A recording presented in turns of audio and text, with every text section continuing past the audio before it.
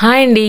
చాలామంది మందార మొక్కల్లో మెయిన్గా ఫేస్ చేసే ప్రాబ్లం మిల్లీ బగ్స్. వీటిని పిండి నల్లి అని కూడా అంటారు. అండ్ అలాగే మనం ఎక్కువగా ఎడీనియం ప్లాంట్స్లో కూడా సేమ్ ప్రాబ్లం చూస్తూ ఉంటాం. రోజ్ ప్లాంట్స్కి అయితే ఎక్కువగా aphids, trips and white flies అనేవి ఎక్కువగా పడుతుంటాయి. కానీ ఎడీనియం మందార మొక్కల్లో మాత్రం మిల్లీ బగ్స్ అనేవి చాలా ఎక్కువ వస్తుంటాయి. అవి ఎక్కడ ఎక్కువ ఉంటాయంటే స్టెమ్ జాయింట్లో ఆకుకి బ్యాక్ సైడ్ అనేవి కనిపిస్తాయి.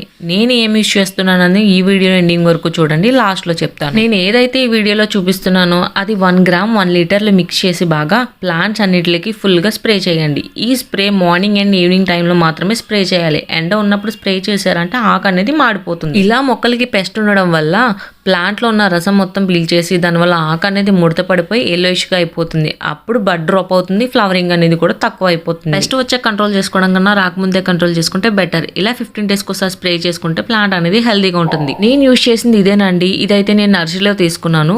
దీని ప్యాకెట్ కాస్ట్ వచ్చి ఒక 30 రూపీస్ అలా ఉంటుంది. ఇది 15 డేస్ కలా యూజ్ చేయడం వల్ల ప్లాంట్ అనేది హెల్దీగా ఉంటుంది. లీవ్స్ అనేవి బాగుండి బడ్ డ్రాప్ అవ్వకుండా మంచిగా ఫ్లవరింగ్ అయితే వస్తుంది. మీరు కూడా ట్రై చేయండి. Okay, bye.